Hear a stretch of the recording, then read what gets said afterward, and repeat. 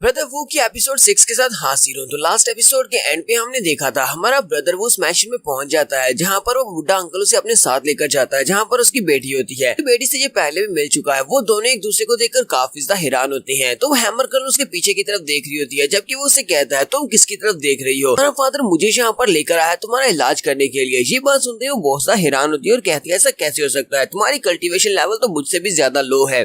तो father king से कहते हैं तुम्हें यहाँ पर किसी भी बुक को उसके कवर से जज नहीं करना चाहिए, बल्कि उसे खोलकर अंदर से पढ़ना चाहिए कि उसके अंदर क्या लिखा हुआ है। आज ये बात ठीक है कि इसकी कल्टीवेशन लेवल सिर्फ कीराम पर है, लेकिन फिर भी इसके पास काफी सारे स्किल्स हैं और ये तुम्हें ठीक कर सकता है। जबकि किंग अपने बाप की बात सुनने के बाद कहती है मुझे तो ये कोई भी खास नहीं दिखाई देता, मुझे तो बस ये एक ठरकी दिखाई देता है। उसी वक्त एक गार्ड अपने हाथ में एक बॉक्स लेकर वहाँ पर आता है और बॉस से कहता है बॉस वो सारे मेडिसिनल हर्ब्स में ले आया हूँ जो आपने लेने के लिए कहा था। तो बॉस उस बॉक्स को लेकर आगे बढ़ता है और ब्रदर वू से कहता है वैसे तुमने तो हमें इस बारे में बताया नहीं था कि तुम्हें कौन कौन से मेडिसिनल हर्ब्स चाहिए, लेकिन मैं तुम्हारे लिए पहले से मेडिसिनल हर्ब्स ले आया हूँ। तुम जरा इन जड़ी बूटियों की तरफ देख लो, क्या इतनी काफी रहेंगी या फिर तुम्हें कुछ और मेडिसिन की भी जरूरत है? तो ब्रदर वो उन सभी की तरफ देखता है। उसके अंदर काफी सारे स्पेशल मेडिसिनल हर्ब्स होते हैं जिनके अंदर से काफी सारी की एनर्जी निकल रही होती है। वूफू कहता है ये सारे के सारे तो काफी ज्यादा अच्छी मेडिसिनल मटेरियल्स हैं, लेकिन मुझे यहाँ पर इन सभी की जरूरत नहीं है। किंग अपने फादर से कहती है फादर ये सिर्फ और सिर्फ एक ठरकी है, इससे ज्यादा कुछ भी नहीं है। आपको क्या लगता है ये मेरा इलाज कर सकता है? चलिए मैं भी देखना चाहती हूँ कि ये कैसे मेरा इलाज करेगा। तो वूफू मास्टर से कहता है सीनियर मास्टर तुम्हारी बेटी की प्रॉब्लम इतनी बड़ी नहीं है, इसके पास कुछ मेडियंस ब्लॉक्स है, ये तो ऐसे ही ठीक हो जाएंगी। इसके लिए मुझे मेडिसिन की जरूरत नहीं है, इन सारी जड़ी बूटियों को वापस रख लो। तुम्हारा वूफू मैंकिंग के सामने जाकर खड़ा हो जाता है। तो किंग उसे कहती है मेरे फादर मेरे लिए ग्रैंड मास्टर को लेकर आए थे जिसे मेडिसिन के बारे में काफी कुछ पता था, लेकिन वो भी मेरी ब्लॉक मेडियंस को ठीक नहीं कर पाया था। तुम्हारे जैसा एक छोटा सा कल्टीवेटर जो कि कीराम के फर्स्ट लेवल पर है, वो मेरी कल्टीवेशन को कैसे ठीक कर पाएगा? मेरी मेडियंस को अनब्लॉक कर पाओगे? उसी वक्त एक गार्ड आगे बढ़ता है और अपने बॉस से कहता है बॉस मुझे लगता है कि ये कौन मैन है, यानी कि ये एक ठग है यहाँ पर आपसे पैसे ऐंठने के चक्कर में है। वैसे आपको नहीं लगता कि ये सारे का सारा एक इत्तेफाक तो नहीं हो सकता कि ये अचानक से आपसे मिला और आपने इससे अपनी बेटी की बात की, आपके पास यहाँ पर इसका इलाज करने के लिए चला आया? बस भी उसकी बातें सुनने के बाद थोड़े बहुत शक में पड़ जाते हैं। वक्त तुम्हारा वूफू अपने हाथ में अपनी की पावर को एक्टिवेट करता है और किंग से कहता है अब जरा चुपचाप यहाँ पर खड़ी रहो, क्योंकि तुम्हारी मेडियंस काफी लंबे अरसे से ब्लॉक है। इसी वजह से अगर कोई यहाँ पर प्रीमोर्डियल एक्सपर्ट होता या फिर कोई ग्रैंड मास्टर ही होता, वो भी कभी भी तुम्हारी मेडियंस को अनब्लॉक नहीं कर पाता। उन्हें पता ही नहीं है कि तुम्हारी मेडियंस किस तरह अनब्लॉक करनी है। कहीं पर अपनी एनर्जी को रिलीज करता है, अपनी एनर्जी को रिलीज करते हुए उसकी चेस्ट के ऊपर अपनी पाम मारता है, जिससे उसकी एनर्जी उसकी बॉडी के अंदर जाती है। किंग को एक बहुत बड़ा झटका लगता है और वो पीछे की तरफ गिर जाती है। हमारा वूफू सोच रहा होता है एक ग्रैंड मास्टर या फिर प्रीमोर्डियल स्पिरिट एक्सपर्ट वो मुझसे बेहतर कैसे हो सकता है, क्योंकि मेरे पास तो 30,000 साल की कल्टीवेशन का एक्सपीरियंस है। बॉस भी ये देखने के बाद काफी ज्यादा घबरा जाता है कि कहीं इसने इसकी बेटी के ऊपर कुछ और अटैक तो नहीं कर दिया या फिर उसे जख्मी तो नहीं कर दिया। वो चिल्लाकर कहते हैं किंग क्या तुम ठीक हो? साथ ही वो गुस्से के साथ हमारे वूफू से कहते हैं आखिर तुम हो कौन हो, तुमने मेरी बेटी के साथ क्या किया है? जबकि गार्ड भी जल्दी से अपनी गन निकाल लेता है और हमारे वूफू की तरफ करता है। थोड़ी देर के बाद किंग वहाँ पर खांसना शुरू कर देती है। जैसे वो खांस रही होती है तो उसे पता चलता है कि उसकी बॉडी के अंदर जो मेडियंस है वो अनब्लॉक हो चुकी है। वो अपने फादर से कहती है फादर ये क्या, मेरी बॉडी के अंदर जितनी ब्लॉकेज थी वो सारी की सारी खुल चुकी है और मैं दोबारा से अपनी एनर्जी को यूज कर पा रही हूँ।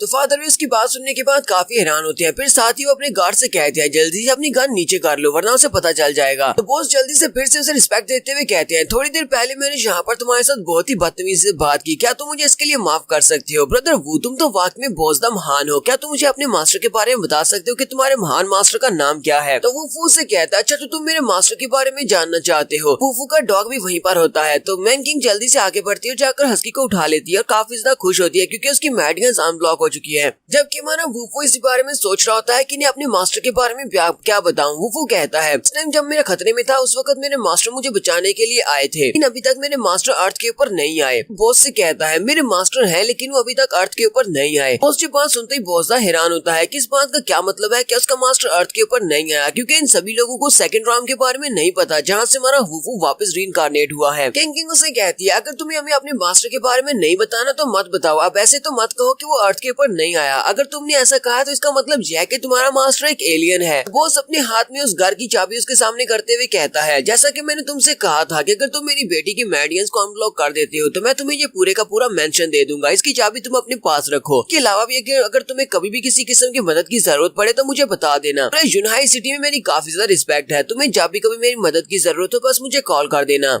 किंग आगे बढ़ती है और अपने डैड से कहती है, डैड लेकिन ये घर मुझे बहुत ज्यादा पसंद है, ये विला आप इसको क्यों दे रहे हैं, इसको मत देना, आप किसी और विला को इसको दे दे। उसके डैड से कहते हैं, किंग मैंने इससे वादा किया था, इसी वजह से अब इसे ये वाला घर तो देना पड़ेगा। वो हैमर गर्ल से कहता है, मैं तो यहाँ पर सिर्फ डांस की पावर को एब्जॉर्ब करने के लिए हूँ, तुम भी यहाँ पर रुकना चाहती हो तो तुम भी यहाँ पर रुक सकती हो, मैं तुम्हें मना नहीं करूंगा। और साथ ही वो अपने डॉग को लेकर वहाँ से बाहर चला जाता है, जबकि किंग इस बात से काफी ज्यादा खुश हो जाती है। एक सीन टियानफू माउंटेन का दिखाया जाता है, जहाँ पर इन बच्चों की बस जाकर रुकी थी और वहीं पर वो लोग कैंप साइट लगाने वाले हैं। टियानफू माउंटेन के ऊपर ये सभी बच्चे उतरते हैं और वहीं पर अपनी कैंपिंग कर रहे होते हैं, जबकि मोटू पार्क में बैठा होता है, उसके सामने दो लड़कियां खड़ी होती हैं, वो आपस में बातें कर रही होती है, जबकि मोटू उन दोनों को देख देख कर लाट टपका रहा होता है। मोटू भी काफी ठरकी दिखाई देता है। वो दोनों लड़कियां उसकी तरफ देखती है और कहती है, देखो तो जरा वो मोटू किस तरह हमें देख देख कर लाट टपका रहा है, चलो यहाँ से चलती है। वो तो कुछ ज्यादा ही ठरकी दिखाई देता है। मोटू को पता चल जाता है कि उन दोनों लड़कियों ने उसको नोटिस कर लिया है। वो कहता है, ये क्या, ये तो चली गई। ब्रदर वो भी यहाँ पर नहीं आया और मुझे यहाँ पर बिल्कुल ही मजा नहीं आ रहा। नहीं ऐसा तो नहीं है कि ब्रदर वो रास्ता भटक गया है। उसी वक्त उसे साइड से हस्की की आवाज आती है। हस्की किसी लड़की के बैग के अंदर से चीजें निकाल रहा होता है। उस बेचारे को भूख लगी होती है, इसी वजह से वो उसके बैग को उथल पुथल कर देता है। वो उसके बैग के अंदर मुंह मार रहा होता है, वो लड़की उसके पीछे लग जाती है और हस्की वहाँ से भागना स्टार्ट करता है। वो लड़की उसके पीछे लगी होती है। हस्की भागता हुआ सीधा जाता है और अपने ब्रदर वू के पास चला जाता है। ब्रदर वो उसको उठा लेता है और उस लड़की से कहता है, प्लीज मुझे माफ करना, मेरे हस्की ने तुम्हारे बैग को खराब कर दिया, मैं तुम्हें इसके लिए पे कर दूंगा। वो लड़की उसे कहती है, क्या तुम्हें पता भी है ये बैग कितना ज्यादा महंगा है, तुम मुझे इसके लिए पे करोगे, अगर मैं तुम्हें भी बेच दूंगी तब भी इसकी जैसा एक और बैग नहीं आएगा। तो उसकी दूसरी दोस्त आगे बढ़ती है और उसे कहती है, मुझे लगता है कि इसके कुछ दोस्त टियानफू माउंटेन के ऊपर उस बड़े से विला में रहते हैं जहाँ से ये निकल कर आ रहा है, लगता है कि ये इतने पैसे तो तुम्हें दे ही सकता है। बाकी के सभी बच्चे बातें करना शुरू कर देते हैं, क्योंकि ये सारे बच्चे हैं तो इसी की क्लास के ही। वो सारे कह रहे होते हैं, लेकिन ये तो सिर्फ एक कचरा है, इसका यहाँ पर इतना कनेक्शन कैसे हो सकता है। ऐसा तो नहीं है कि ये वाकई में इतना ज्यादा अमीर है कि टियानफू माउंटेन के ऊपर वो विला इसी का है जिसके अंदर से ये चांद निकल कर आ रहा है। हो सकता है कि ये क्लास में हमेशा ही इस बात को छुपाता हो कि ये अमीर है। और हम वुफू उन सभी की बातों को इग्नोर करते हुए टेबल के ऊपर से अपने हस्की के लिए खाना उठाता है और उसको खाना दे रहा होता है, जबकि मोटू आगे बढ़ता है और लड़कियों से कहता है, प्लीज इस लड़के को माफ कर दे, डॉग को बेचारे को भूख लगी थी, इसी वजह से उसने आपके बैग को खराब कर दिया, इसके लिए हमें माफ कर दे। तो वो आगे बढ़ता है और मोटू से कहता है, तुम्हें इनसे माफी मांगने की जरूरत नहीं है, क्योंकि मैं सॉरी तो उनको पहले बोल चुका हूँ। वो अपने पास से पैसों के बंडल निकालता है और उनके सामने करते हुए कहता है, ये लो, क्या इतने पैसे काफी रहेंगे। वो सभी लोग इन पैसों को देकर कहते हैं, ये लड़का तो वाकई में अमीर लगता है। तो ऐसे ही लग रहा है कि जैसे ये वाकई में उस विला के अंदर रहता है जहाँ से ये निकल कर आया है, इसके पास इतने पैसे कहाँ से आए हैं। तो उसकी पुरानी गर्लफ्रेंड ली मैंग भी वहीं पर आ जाती है। ली मैंग कहती है, तुम इन पैसों को अपने पास रख लो, कहीं ऐसा ना हो कि सारे पैसे देने के बाद तुम्हें रात को भूखा सोना पड़े। यहाँ पर टफ बनने की एक्टिंग मत करो, लगता है कि तुमने अपनी सारी जिंदगी की कमाई अपनी जेब में रखी हुई है, जो तुम इस लड़की को दे दोगे तो उसकी बात करोगे क्या।